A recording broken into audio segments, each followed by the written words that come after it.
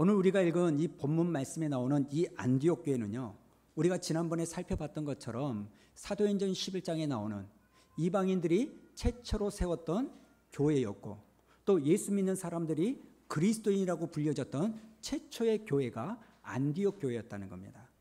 그리고 오늘 13장부터 말씀을 보면 하나님께서는 이제 본격적으로 전 세계에 복음을 증거하도록 하기 위하여 선교의 일들을 이루어 가시는데, 그 선교의 사명을 감당한 교회가 어떤 교회냐? 바로 이 안디옥 교회라는 겁니다.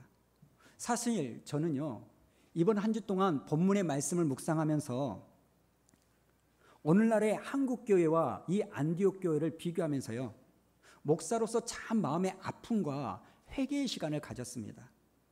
그러다가 제가 하나님 앞에 기도한 게 뭐냐면, 하나님, 오늘 우리가 보는 이 안디옥 교회의 모습을 보면서 이 땅의 교회들이, 아니요, 수한 우리 교회가 이 사도행전 13장에 나오는 이 안디옥 교회와 같은 모습을 가지기를 원합니다.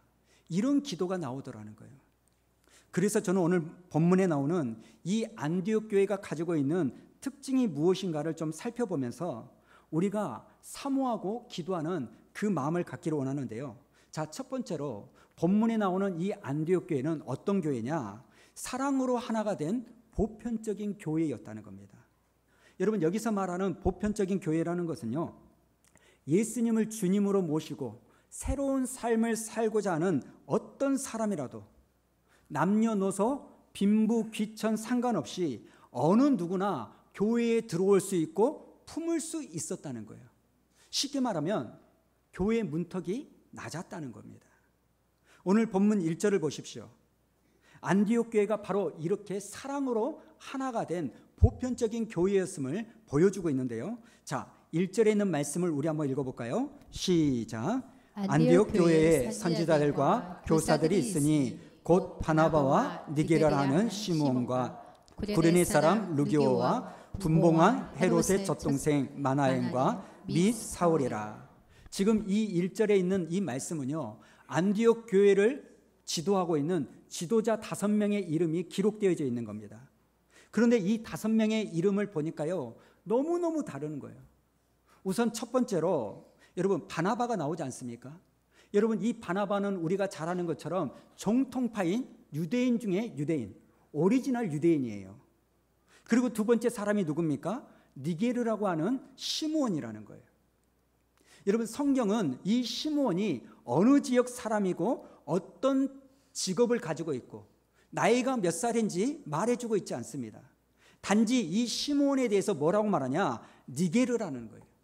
여러분, 이 니게르는요, 어떤 뜻이냐면 검다라는 뜻인데, 이 검다라는 니게르를 통하여 어떤 단어가 파생됐냐면 흑인, 니그로, 이 단어가 생겼다는 거예요.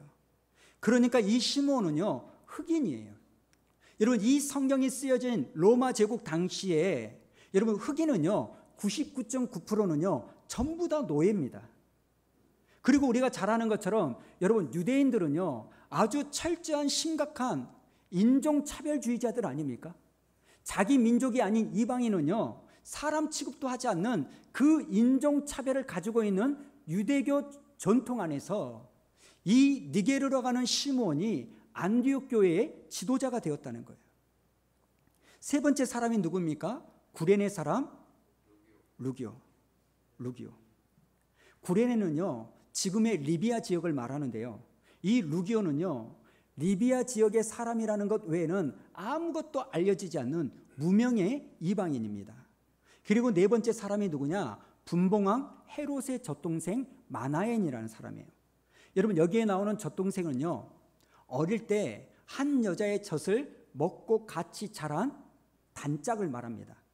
그러니까 여러분, 이 마나엔 역시 헤롯과 같이 자라났다면 헤롯이 어떤 사람입니까? 폭군이고 자기 동족의 피를 빨아먹는, 로마에 붙어서 빨아먹는 매국노예요.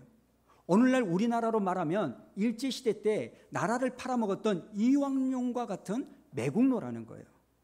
그리고 마지막 사람이 누굽니까? 사울인데, 이 사울은요 교회를 짓밟고 예수 믿는 사람이라면 잡아가지고 감옥에 집어넣는 초대교회를 핍박했던 대적이 사울이었어요. 여러분 한번 생각해 보십시오.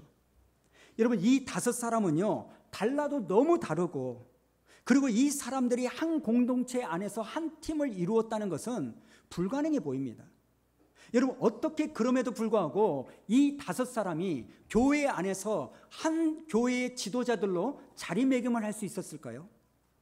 여러 가지 이유를 말씀할 수 있겠지만 그 근본적인 이유는요, 자기 목숨을 내어주신 그 예수님의 사랑을 힘입어서 그 예수 그리스도를 자기 인생의 주인으로 모신 사람들이 이들이었기 때문에, 출신 성분, 과거의 경험, 직업, 인종, 모든 것이 달라도 그들은 사랑으로 하나가 된 보편적인 교회를 이루어냈다라는 겁니다. 여러분, 교회가 보편적인 교회를 이루기 위해서는요, 우리가 한 가지 중요한 사실을 알아야 되는데 그게 뭔지 아십니까? 우리 예수님은요 사람을 사랑하신 존재이고, 교회는 사랑으로 시작된 장소가 교회라는 거예요. 요한복음 5장에 보면 38년 된 병자가 예수님께 고침을 받는 그 장면이 나옵니다. 사실 여러분 말이 38년이죠. 38년이라는 세월은 너무 긴 세월 아닙니까? 예를 들어서 어떤 한 아이가 부모의 뱃속에서 태어나가지고 이 아이가 자라서 초등학교를 나오고 중학교를 나온 다음에 대학교에 들어가서 4년 동안 공부하다가 졸업을 해요. 그리고 사회생활을 들어가가지고 직장에 취직을 하고 결혼을 한 다음에 아이를 낳았어요. 그 아이가 자라서 초등학교에 들어갈 즈음이 38년의 세월이 걸리는 거예요. 그러니까 여러분 이 38년이라는 세월은요 어마어마하게 긴 세월입니다. 38년 전 1981년도의 우리나라와 지금의 우리나라를 한번 생각해 보세요. 상상할 수 없을 정도의 경제적으로, 정치적으로, 문화적으로 변화가 일어난 거 아닙니까? 여러분 그런 오랜 세월 동안 병상에 누워 있었던 이 병자를 우리 예수님께서 고쳐주신 거예요. 근데 문제가 뭐냐면 이런 고침이 일어나면 모든 사람들이 그 고침받은 사람을 보고 축하하고 경사스럽게 여겨야 되는데 요한복음 5장 16절을 보면 너무 의외의 모습이 보입니다.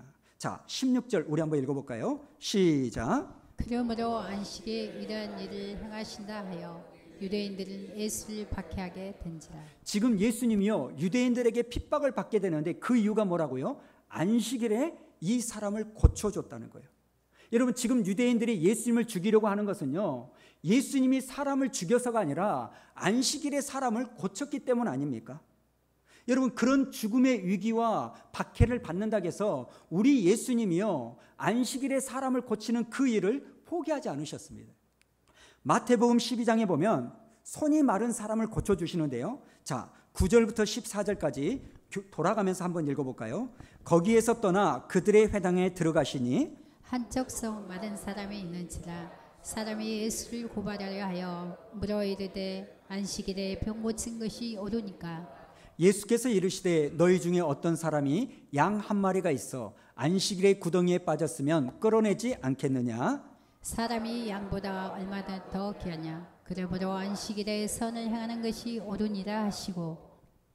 이에 그 사람에게 이르시되 손을 내밀라 하시니 그가 내밀매 다른 손과 같이 회복되어 성하더라. 바리새인들이 나가서 어떻게 하여 예수를 죽일까 의논한거든. 여러분 그 당시 유대인들의 모습을 예수님이 뭐라고 지적합니까? 아무리 안식일을 철저하게 지키는 유대인이라 할지라도 안식일에 자기의 양이 구덩이에 빠지면 안식일과는 상관없이 그 양을 구덩이에서 빼놓는다는 거예요. 자기들은 안식일에 그런 일들을 하면서 안식일에 병자를 고쳐준 예수님을 비난했다는 이것은요 여러분 이 사람들은 38년 된 병자나 손이 마른 그 사람의 생명을 자기 양도 그 가치 있게 보지 못하는 비참한 인생으로 보고 있다는 거예요. 여러분 이 사람들은요 사람의 생명을 중요하게 여기지 않습니다. 그러나 이 사람들과 달리 우리 예수님은 38년 된 병자를 사랑하셨고 손이 마른 사람을 사랑하셨기에 안식일에 그 사람들을 고쳐주면 죽고 핍박을 받는 위험이 있어도 이 사람들을 고쳐주셨다는 거예요. 여러분, 지금 예수님을 죽이려고 하는 사람들이 누굽니까? 그 종교 지도자들은요, 어느 누구보다 하나님에 대해 열심히 있고 율법이 말하고자 하는 의미를 철저하게 알고 있는 사람들이 이들이에요. 그럼에도 불구하고 이 사람들은요, 그 사람들을 자기들의 양만도 못하게 여기고 있는 거예요. 어떤 의미일까요? 다른 사람들을요, 종교 지도자들은 자기의 기득권을 지키기 위한 수단과 도구로 여겼다는 겁니다. 그래서 이 사람들은 하나님의 이름으로 사람을 착취하고 억압하고 심지어는 죽이는 일까지 서슴지 않는 거예요. 그러나 우리 예수님은 사람을 고치시고 살려주십니다. 왜요? 우리 예수님은 사람을 사랑하시는 분이기 때문에. 예수님은 38년 된 병자도, 손이 마른 그 사람도 사랑하셨습니다. 그리고 그 사랑하시는 것 때문에 그들을 고쳐주셨고, 그것 때문에 당하는 아픔과 고난, 심지어 십자가에서 죽으시는 그 일까지도 감내하셨다는 거예요. 여러분, 예수님께서 십자가의 죽으심으로 말미암아 하나님께서 우리에게 향한 당신의 진노를 사해 주시고 하나님과 우리 사이에 있는 담을 허물어 주시지 않습니까? 에베소서 2장 14절에 보면 사도 바울이 이렇게 말하는데요. 자, 한번 읽어볼까요? 시작. 그는 우리의 화평이신지라 둘로 하나를 만드사 원수된 것 곧 중간에 막힌 담을 자기 육체로 허시고. 지금 십자가에서 보여주신 그 사랑으로 예수님이 하나님과 우리 사이에 있는 담을 허무셨다는 거예요. 그런데 우리의 모습을 지금 돌아보십시오. 하나님이 허무신 예수 그리스도의 십자가의 사랑으로 허무셨던 그 담을 내 욕심, 내 이익, 내 취향, 내 경험, 내 스타일, 내 기준으로 다시 교회 안에서 담을 쌓고 있지는 않습니까? 예전에도 한번 말씀드렸습니다만 우리 아이들이 자기 친구들한테 아빠가 목사라고 하니까 애들이 뭐라고 했다고요? 야, 니네 아빠 돈 많이 벌겠다, 이렇게 말했다는 거예요. 저는 그 이야기를 듣고 참 마음이 아팠습니다. 어린아이조차도 목사의 직을 성김과 헌신의 자리로 보지 않고 돈을 끌어모으는 치부의 자리로 보고 있다는 것이 지금 세상이 교회를, 목사를 어떻게 보고 있는가, 이걸 단정적으로 보여주는 거 아닙니까? 사실 교회가 이러면 안 된다, 교회는 바뀌고 개혁돼야 된다, 이런 말은요, 어제 오늘 나온 말이 아닙니다. 그러나 문제가 뭡니까? 이런 말들은 난무하지만 본질적으로 교회가 무엇이 바뀌어야 되고 어떤 점에서 회복돼야 되는지에 대해서는 구체적으로 고민하지 않습니다. 여러분, 교회가요, 바뀌어야 되는 대상, 개혁의 대상이 되었다는 것은 여러분, 교회가 본질적으로 다른 사람들을 사랑하는 그 일의 목적에 벗어났다는 거예요. 사람을 사랑의 대상으로 보기보다는 교회 안을 차지하고 있는 소수의 사람들의 기득권을 유지하기 위한 수단과 도구로 전락되어 있다는 거예요. 여러분, 사람을 사랑하는 교회는요, 절대 부패하거나 타락하지 않습니다. 구르는 돌에 이끼가 끼지 않고 흐르는 물이 썩지 않는 것처럼 사람을 사랑하는 교회는요, 결코 부패하지 않습니다.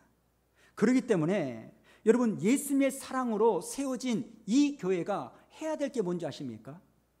교회를 새롭게 하고 교회를 회복시키는 길은 다른 어떤 것이 아니라 예수님이 우리를 사랑했듯이 서로를 사랑하는 삶의 태도를 가진 것인 줄로 믿습니다. 우리 교회는요, 교회를 개척하고 나서부터 3개월에 한 번씩 사무처리를 해가지고 교회 재정을 보고를 드리죠. 어떤 분들은 이런 이야기를 듣고 참 네 교회 투명하게 되려고 하구나, 네 교회 참 개혁적이려고 노력을 하구나, 이렇게 말을 합니다. 그러나 여러분, 투명한 재정 보고가 우리 교회의 참된 목적이 아닙니다. 여러분, 투명한 재정 보고하는 것이 교회의 목적이라면 세상의 기업과는 다를 바가 없는 거예요. 여러분, 투명한 재정을 보고하는 이유는 뭔지 아십니까? 하나님을 사랑하여 드린, 물질을 드린 성도들에 대한 사랑의 반응이에요. 여러분, 교회의 참된 목적은요, 투명한 재정 보고가 아니라 하나님이 우리를 사랑하시듯이 우리도 서로 사랑하여 교회의 문턱을 낮추고 하나님의 허무신 그 담을 쌓지 않고 남녀노소, 빈부귀천 상관없이 어떤 직업이든 어떤 과거를 가졌든 어떤 스타일이든 어떤 언행을 하든 그 누구라도 함께 믿음의 모습을 가질 수 있는 교회를 이루어가는 것, 이게 참된 모습이고 참된 믿음의 사람의 태도인 줄로 믿습니다. 여러분, 우리가 예수 그리스도의 진정한 제자라는 증거는요, 오직 하나예요. 서로를 사랑하는 겁니다. 사실 우리가 아까 봤던 본문의 1절을 보면요, 그 당시 철저한 계급 사이에 있던 로마 제국에 있어서는요, 있을 수 없는 일 아닙니까? 그러나 여러분, 출신 성분이 다르고 정치적인 색깔이 다른 이 사람들이 하나가 될 수 있었던 것은, 여러분, 그 교회의 주인이 내가 아니라 예수 그리스도이셨기 때문입니다. 제가 이 말씀을 묵상하는데요, 옛날 우리가 많이 불렀던 복음성가가 떠올랐습니다. 여러분 아마 아실 거예요. 사막에 샘이 넘쳐 흐르리라, 사막에 꽃이 피어 향내 내리라, 주님이 다스리는 그 나라가 되면은 사막이 꽃동산 되리. 여러분, 여기까지는 아무렇지도 않습니다. 우리의 소망과 기대가 담겨 있습니다. 근데 더 중요한 게 뭡니까? 사자들이 어린 양과 뛰놀고 어린이도 함께 뒹구는 참 사랑과 기쁨의 그 나라가 이제 속히 오리라. 여러분, 하나님의 나라는, 하나님의 교회는 사자가 어린 양을 잡아먹는 게 아니라 같이 뒹굴고 어린아이가 그들과 함께 할 수 있는 공동체, 이게 하나님이 세우신 교회요, 안디옥 교회가 가지고 있는 참된 교회의 모습인 줄로 믿습니다. 사실 2000년 전에 예수님을 따르는 사람들은요, 같은 부류끼리 끼리끼리 모이는 사람들이 아니라 양극단의 사람들이었어요. 우리가 잘 아는 예수님의 12제자 가운데 열심당원이었던 시몬과 그리고 세리마태가 있습니다. 여러분, 열심당원이라는 것은 뭘 의미하냐면 로마의 속국이었던 이스라엘을 독립시키기 위한, 여러분, 독립단체였어요. 그러니까 이 독립단체의 회원이었던 시몬은요, 동족의 고열을 빨아먹는 세리마태를 보면 어떻게 생각이 될까요? 저 인간은 암살해야 될 대상이다, 이렇게 생각할 거예요. 반대로요, 세리마태 입장에서 열심당원이었던 시몬을 보면 어떤 생각을 할까요? 시대의 흐름을 파악하지 못한 어리석은 인생이라고 보지 않았겠습니까? 여러분, 이건 비단 예수님의 12제자만 그런 게 아닙니다. 그때 당시에 갈릴리 빈민이었던 어부 베드로와 아리마대 사람 거부였던 요셉이요, 한 공동체 안에서 예수님을 믿었고요. 여러분, 그때 천했던 창녀와 그 당시 종교했던 사내들인 공회의 니고데모가 예수를 믿는 공동체 안에서 한 팀을 이루어 갔다는 거예요. 여러분, 이 사람들은요, 도저히 이 세상에서 마주 앉아서 살 수 없는 사람들 아닙니까? 그럼에도 불구하고 그들이 예수 안에서 한 팀을 이루고 한 공동체를 이루고 한 교회를 이룰 수 있었던 것은 예수님의 사랑으로 서로의 차이를 극복하고 하나가 되었기 때문입니다. 여러분, 예수님의 구원은요, 돈 많고 권력 있고 잘난 사람들만을 위한 차별적인 구원이 아니라 어떠한 사람이라도 예수의 피를 믿으면 구원받을 수 있는 보편적인 구원입니다. 여러분, 생각해 보십시오. 그 안디옥 교회 안에요, 정통파 유대인이었던 바나바, 흑인이었던 노예 출신 시므온, 이방인 루기오, 그리고 매국노였던 마나엔, 교회를 대적했던 이 사울이 교회 안에 지도자가 되었다면, 여러분, 그 교회 안에 얼마나 답답한 일들이 많았겠으며 싸움과 갈등이 많았겠습니까? 그럼에도 불구하고 이 안디옥 교회가 이 모든 차별을 극복하고 하나가 될 수 있었던 것은 자기의 인생의 주인을 나를 구원하신 예수 그리스도로 삼았기 때문입니다. 사랑하는 성도 여러분, 안디옥 교회가요, 성경에 쓰여지기까지 이렇게 아름다운 교회가 된 것은 그냥 이루어진 것이 아닙니다. 그 교회를 이루고 있는 이 성도들이 저와 여러분이 사랑으로 하나가 되는 보편적인 그리스도인이 되었을 때 안디옥 교회가 그런 교회가 된 거예요. 이런 맥락에서요, 오늘날의 교회를 보십시오. 미국을 보면 흑인만이 다닐 수 있는 교회, 백인만이 다닐 수 있는 교회가 있다고 하는데 우리나라는 어쩔까요? 아니요, 수완 우리 교회는 어떠한 교회입니까? 안디옥 교회와 같이 살아온 배경이 다르고 경험이 다르고 직업이 다 달라도 스타일과 성향이 다 달라도 예수님이 사람을 사랑하심으로 우리를 구원해 주신 것처럼 사랑으로 하나가 된 교회일까요? 저는 오늘 이 말씀을 통하여 여러분은 보편적인 그리스도인인지 모든 사람을 다 포용할 수 있는 그러한 사람인지 아니면 차별하는 사람인지 그것을 돌아보는 저와 여러분 되기를 주님의 이름으로 축원합니다. 그런가 하면 두 번째로 안디옥 교회는 어떤 교회였냐면 성장의 과정을 잘 거쳐가는 교회였다는 거예요.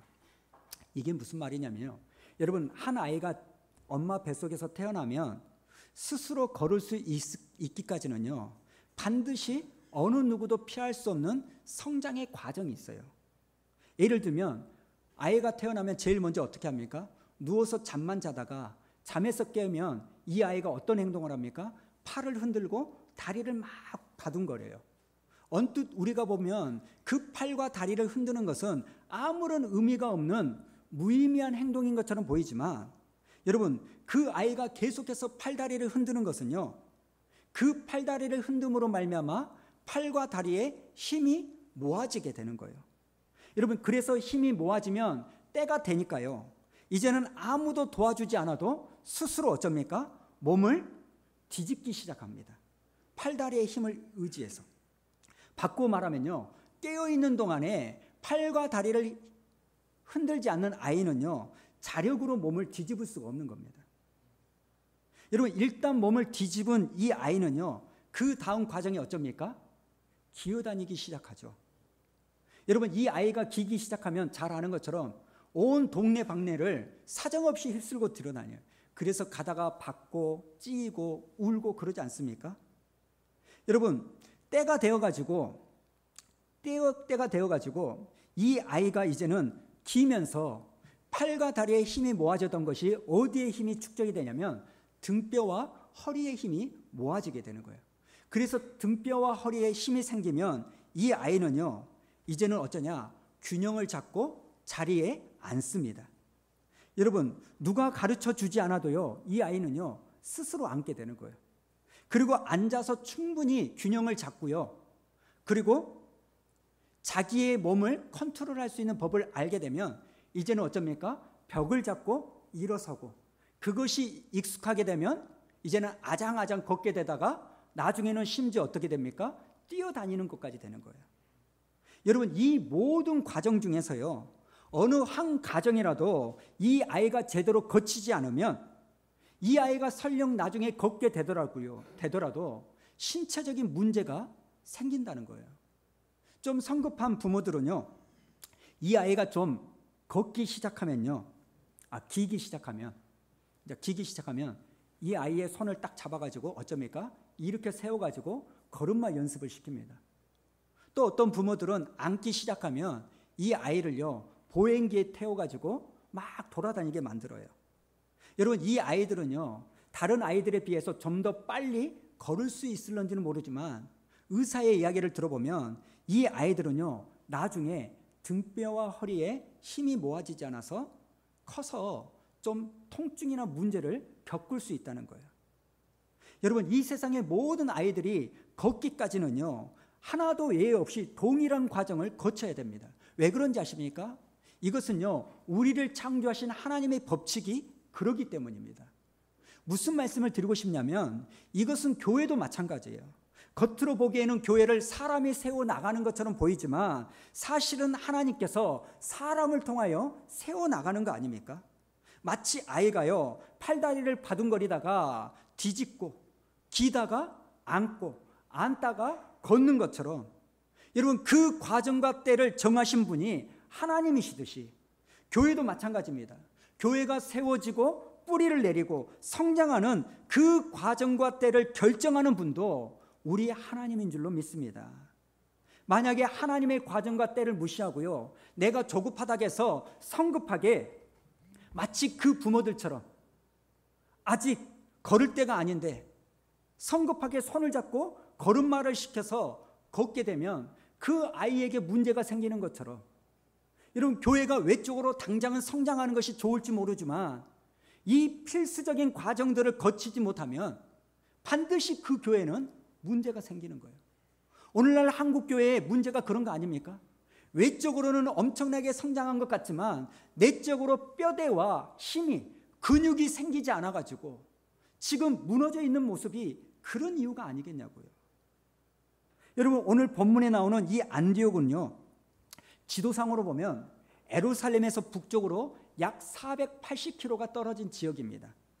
지금처럼 전화나 인터넷, 차가 없는 시대니까 안디옥 교회의 소문이 480km나 떨어진 예루살렘에 전해지기까지는 많은 시간이 걸렸을 거예요.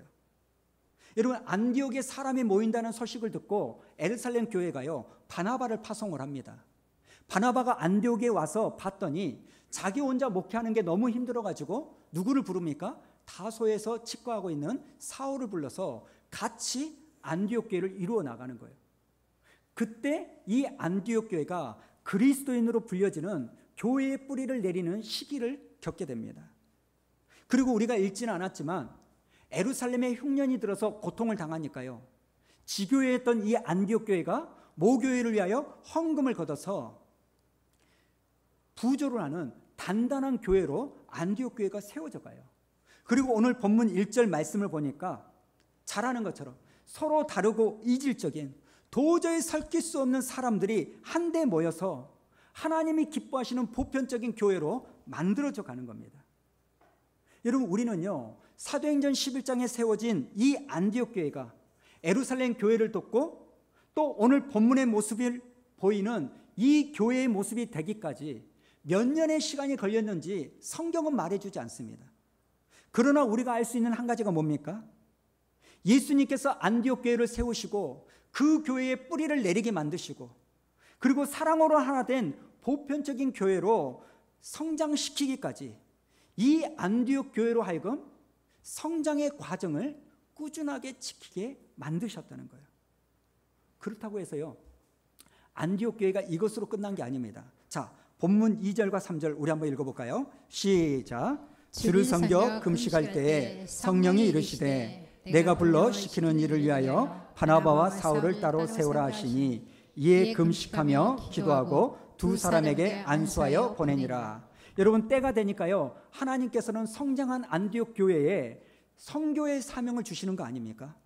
여러분, 전도와 선교는요, 어느 시대 어느 누구에게도 피할 수 없는 예수님께서 우리에게 주신 지상 명령인 줄로 믿습니다. 그러나 중요한 게 뭔지 아십니까?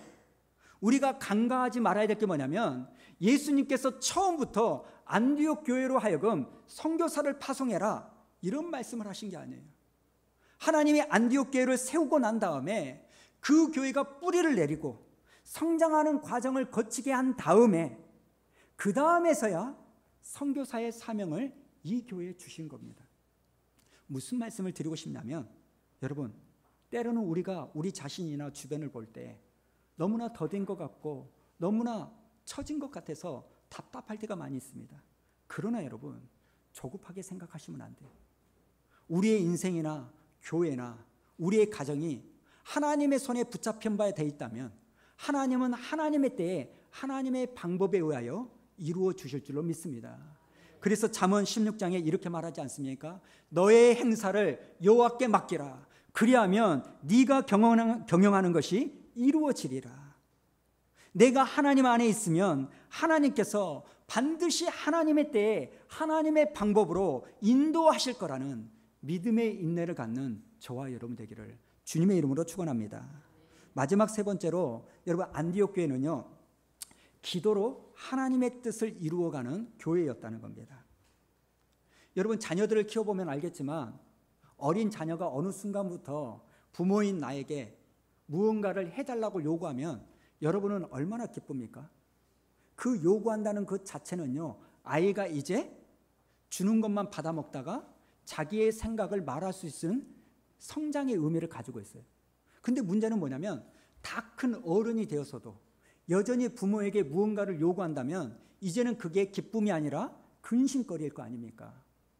마찬가지로 여러분, 어느 날 예수를 믿지 않는 사람이 예수님께 무언가를 요구했다는 것은 예수님께서 너무너무 기뻐하실 일이에요. 그건 왜 기뻐할까요? 하나님과의 관계가 새롭게 시작됐다는 거예요.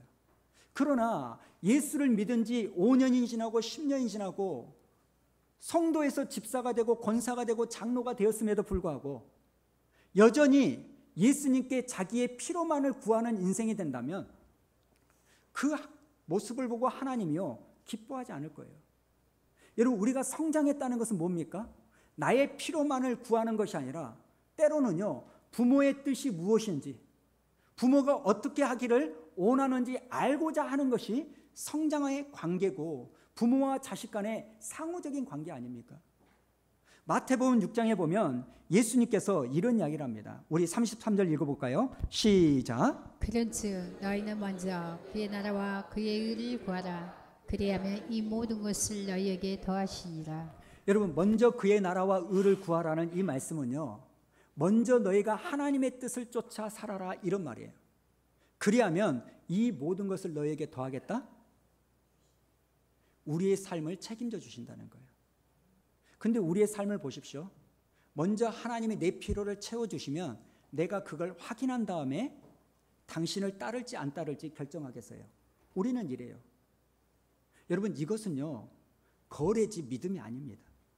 하나님은 우리가요 거래하는 관계가 아니라 믿음으로 사는 관계가 되기를 원하신다는 거예요.